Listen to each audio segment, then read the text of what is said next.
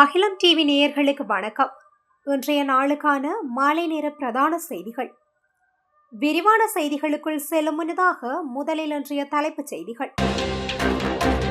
எகிரும் அத்தியாவசிய பொருட்களின் விலைகள் அரசிடம் விடுக்கப்பட்டுள்ள கோரிக்கை.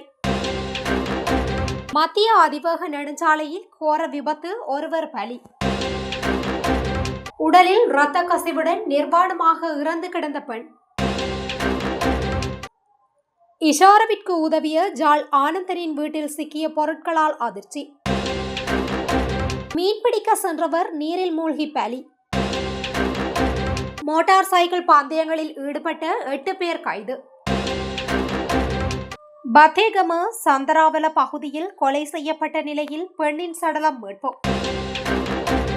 நாட்டில் நிலவும் சீரற்ற காலநிலை, பல வகையான நோய் பரவல்கள் அதிகரிப்பு. இந்தோனேஷியாவில் நிலநடுக்கம். ஈகுவடாரில் சோகம், நீச்சல் குளத்தில் நடந்த துப்பாக்கி சூட்டில் 5 பேர் பலி. தொடர்பான விரிவான செய்திகள். எதிர்வரும் பண்டிகை காலத்தை கருத்தில் கொண்டு வர்த்தகம், வணிகம் மற்றும் உணவு பாதுகாப்பு அமைச்சு ஒரு முறையான திட்டத்தை வைத்திருக்க வேண்டும் என தேசிய நுகர்வோர் முன்னணி வலியுறுத்தியுள்ளது. ஆங்கில ஊடகம் ஒன்றுக்கு கருத்து தெரிவித்த போதே தேசிய நுகர்வோர் முன்னணியின் தலைவர் அசேல சம்பத் இதனை குறிப்பிட்டுள்ளார். அவர் மேலும் கூறுகையில், அத்துடன் அரசாங்கம் அரிசி, மரக்கறிகள், சீனி, பருப்பு மற்றும் மா போன்ற அத்தியாவசிய பொருட்களை அடையாளம் கண்டு பண்டிகை காலம் முழுவதும் அவற்றின் விலைகள் நிலையாக இருப்பதை உறுதி செய்ய நடவடிக்கை எடுக்க வேண்டும் என்றும் அவர் தெரிவித்துள்ளார். ஏற்கனவே குறித்த பொருட்களின் விலைகள் அதிகரித்துள்ளன. பண்டிகை காலத்திற்காக வர்த்தகம், வணிகம் மற்றும் உணவு பாதுகாப்பு அமைச்சு எந்த திட்டத்தையும் வைத்திருப்பதாக நான் நினைக்கவில்லை. அவர்கள் உடனடியாக திட்டம் ஒன்றை தயாரிக்க வேண்டும் என தெரிவித்துள்ளார். இதேவேளை உள்ளூர் சந்தையில் ஏற்பட்டுள்ள கீரி சம்பா அரிசி பற்றாக்குறையை நிவர்த்தி செய்வதற்காக 3500 மெட்ரிக் டன் பொன்னி சம்பா அரிசி நாட்டிற்கு இறக்குமதி செய்யப்பட்டுள்ளதாக இலங்கை சுங்கம் தெரிவித்துள்ளது. அதன்படி அதன் முதல் தொகுதி கடந்த 23ஆம் திகதி நாட்டிற்கு வந்ததாக கூறப்படுகின்றது. அத்துடன் இறக்குமதி செய்யப்பட்ட பொன்னி சம்பா அரிசியின் மற்றொரு தொகுதி கடந்த வெள்ளி மற்றும் சனிக்கிழமைகளில் நாட்டிற்கு கொண்டுவரப்பட்டதாக இலங்கை சுங்கம் தெரிவித்துள்ளது. மத்திய அதிவேக நெடுஞ்சாலையில் இடம்பெற்ற விபத்தில் ஒருவர் உயிரிழந்துள்ளதுடன் 2 பேர் படுகாயமடைந்துள்ளதாக காவல்துறையினர் தெரிவித்தனர். இந்த விபத்து இன்று திங்கட்கிழமை அதிகாலை 4:30 மணியளவில் இடம்பெற்றுள்ளதாக தெரிவிக்கப்படுகின்றது. கார் ஒன்று முன்னால் பயணித்துக் கொண்டிருந்த லொரியுடன் மோதியதில் இந்த விபத்து இடம்பெற்றுள்ளதாக விசாரணையில் தெரிய வந்துள்ளது. குறித்த விபத்தில் ஒருவர் உயிரிழந்துள்ளதுடன் 2 படுகாயமடைந்துள்ளதாக காவல்துறையினர் தெரிவித்துள்ளனர். காயமடைந்தவர்கள் சிகிச்சைக்காக குருநாகல் பொது வைத்தியசாலையில் அனுமதிக்கப்பட்டுள்ளனர். காரின் சாரதி உறங்கியதால் இந்த விபத்து இடம்பெற்றுள்ளதாக காவல்துறையினர் குறிப்பிட்டனர். இந்த விபத்து தொடர்பில் காவல்துறையினர் மேலதிக விசாரணைகளை மேற்கொண்டு வருகின்றமை குறிப்பிடத்தக்கது. காலியில் பத்தேகம மகாலியனகேவத்த பகுதியில் நேற்றிரவு சந்தேகத்திற்கிடமான முறையில் பெண்ணொருவர் உயிரிழந்துள்ளதாக பத்தேகம போலீசார் தெரிவிக்கின்றனர். உயிரிழந்தவர் பத்தேகம சந்திரவள பகுதியைச் சேர்ந்த 48 வயதுடைய பெண் என விசாரணைகளில் தெரிய வந்துள்ளது. வீட்டில் தனியாக வசித்து வந்த குறித்த பெண் பல நாட்களாக வெளியே வராமல் இருந்துள்ள நிலையில் வீட்டில் விளக்குகள் எரிந்ததால் சந்தேகம் இருப்பதாக பத்தேகம போலீஸ் நிலையத்திற்கு தகவல் கிடைத்துள்ளது. இதனை அடுத்து பத்தேகம போலீசார் குறித்த வீட்டை சோதனை செய்த போது குறித்த பெண் வீட்டின் தரையில் நிர்வாணமாக கிடந்துள்ளதுடன் அவரது உடலில் இருந்து இரத்தம் கசிந்துள்ளதாகவும் போலீசார் தெரிவித்துள்ளனர்.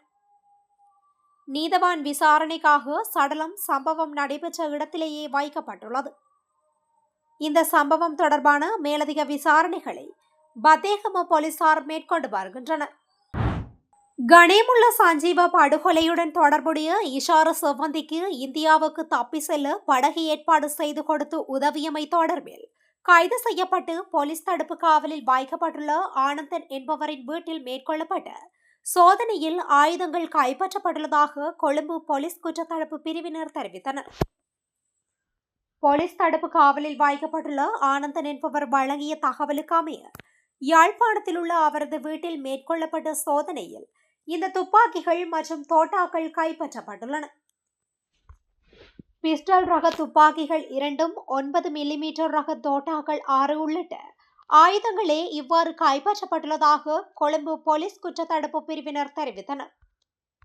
அத்துடன் ஆனந்தன் என்பவருக்கு துப்பாக்கியை கொடுத்ததாக கூறப்படும் நபரொருவரும் வவுனியாவில் வைத்து கைது செய்யப்பட்டதாக கொழும்பு போலீஸ் குற்றத்தடுப்பு பிரிவினர் மேலும் தெரிவித்தனர். இது தொடர்பான மேலதிக விசாரணைகளை கொழும்பு போலீஸ் குற்றத்தடுப்பு பிரிவினர் மேற்கொண்டு வருகின்றனர்.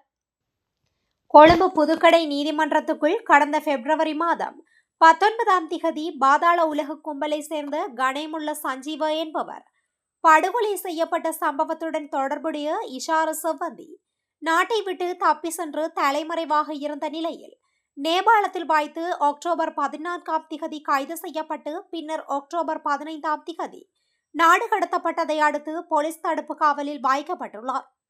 இஷார செவ்வந்தி வழங்கிய தகவலுக்கு அமைய இந்தியாவுக்கு தப்பி செல்ல படகேற்பாடு செய்து கொடுத்து உதவிய ஆனந்தன் என்பவர் யாழ்ப்பாணத்தில் வைத்து கைது செய்யப்பட்ட நிலையில் போலீஸ் தடுப்பு காவலில் வைக்கப்பட்டுள்ளமை குறிப்பிடத்தக்கது. ரஸ்நாயகபுர போலீஸ் பிரிவில் உள்ள முடத்தவ ஆற்றில் ஒருவர் மூழ்கி உயிரிழந்தார்.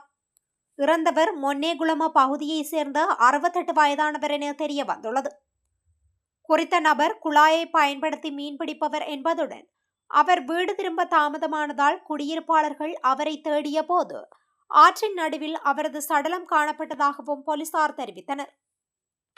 சடலம் நிக்கரவெட்டிய வைத்தியசாலையின் பிரேத அறையில் வைக்கப்பட்டுள்ளதுடன் ரஸ்நாயகபுர போலீசார் மேலதிக விசாரணைகளை மேற்கொண்டு வருகின்றனர். கொட்டாவ ஹொரண 280 பேருந்து வழித்தடத்தில் மோட்டார் சைக்கிள் பந்தயங்களில் பங்கேற்ற 8 மோட்டார் சைக்கிள்களுடன் 8 சாரதிகள் கைது செய்யப்பட்டுள்ளதாக கொட்டாவ போலீசார் தெரிவித்துள்ளனர்.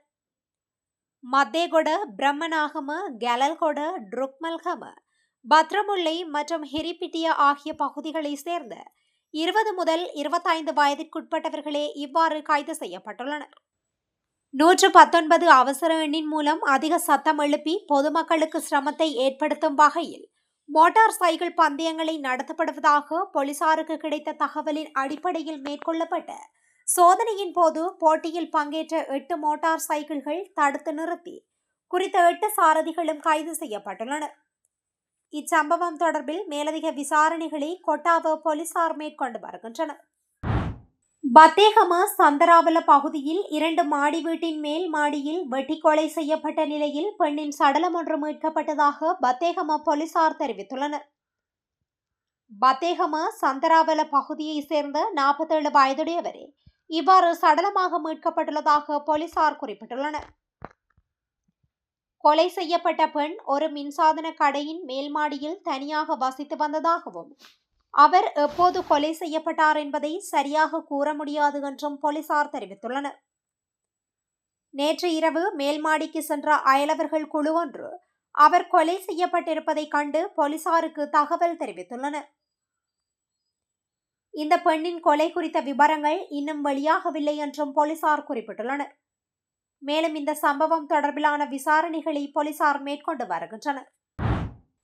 நாட்டில் நிலவும் சீரற்ற காலநிலை காரணமாக மழைநீர் நுளம்புகளின் இனப்பெருக்கம் செய்வதற்கு ஏற்ற சூழ்நிலையை உருவாக்குவதால் டெங்கு, லெப்டோஸ்பிரோசிஸ், ஹெபடைசிஸ் ஏ, டைபாய்டு மற்றும் வயிற்றுப்போக்கு போன்ற நோய்கள் வேகமாக பரவக்கூடும் என்று தலைமை ஆலோசகர் மருத்துவர் ஆனந்த விஜயவிக்ரம தெரிவித்துள்ளார். வெள்ளம் சூழ்ந்த பகுதிகளில் நுளம்புகளின் இனப்பெருக்கத்திற்கு ஏற்ற இடங்களாக மாறும் எனவும் வெள்ள நீர் விலங்குகளின் சிறுநீருடன் கலந்து லெப்டோஸ்பிரோசிஸ் அல்லது எலிக்காய்ச்சல் பரவ வழிவகுக்கும் என அவர் மேலும் குறிப்பிட்டுள்ளார். விவசாயிகள், கட்டுமான தொழிலாளர்கள் மற்றும் மீட்பு பணியாளர்கள், வெள்ளம் அல்லது சேறு நிறைந்த பகுதிகளில் வேலை செய்பவர்கள் அல்லது நடந்து செல்பவர்கள் இது தொடர்பில் கவனம் செலுத்துமாறும் அவர்கள் பாதணிகள், கையுறைகள் மற்றும் பாதுகாப்பு ஆடைகளை அணிய வேண்டும் எனவும் மேலும் காய்ச்சல், தலைவலி, சளி அல்லது தசைவலி போன்ற அறிகுறிகள் ஏற்பட்டால் உடனடியாக வைத்தியசாலைக்கு செல்ல வேண்டும் எனவும் ஆனந்த விஜயவிக்ரம தெரிவித்துள்ளார். இந்தோனேசியா அருகே திமோர் தீவில் சக்தி வாய்ந்த நிலநடுக்கம் ஏற்பட்டுள்ளது. இன்று அதிகாலை 1 நாளுக்கு 6.2 மெக்னிடியூட் அளவில் இந்த நிலநடுக்கம் பதிவாகியுள்ளது. இந்த நிலநடுக்கத்தினால் ஏற்பட்ட சேதங்கள் தொடர்பில் இதுவரை எந்த தகவலும் வெளியாகவில்லை என தெரிவிக்கப்பட்டுள்ளது. தென் அமெரிக்க நாடான ஈகுவடாரின் சாண்டோ டொமிங்கோ நகரில் நீச்சல் குளம் அமைந்துள்ளது. அங்கு ஏராளமானோர் குளித்துக் கொண்டிருந்தனர். அப்போது வேனிலிருந்து இறங்கிய ஒரு கும்பல் நீச்சல் குளத்துக்குள் நுழைந்தது. பின் அங்கிருந்தவர்களை நோக்கி சரமாரி துப்பாக்கி சூடு நடத்தினர். இதில் 5 பேர் சம்பவ இடத்திலேயே உயிரிழந்தனர். இதுகுறித்து போலீசார் வழக்கு பதிவு செய்து விசாரணை நடத்தினர். முதல்கட்ட விசாரணையில் போதைப்பொருள் கடத்தல் முன்விரோதம் காரணமாக இந்த தாக்குதல் நடைபெற்றது தெரிய வந்துள்ளது.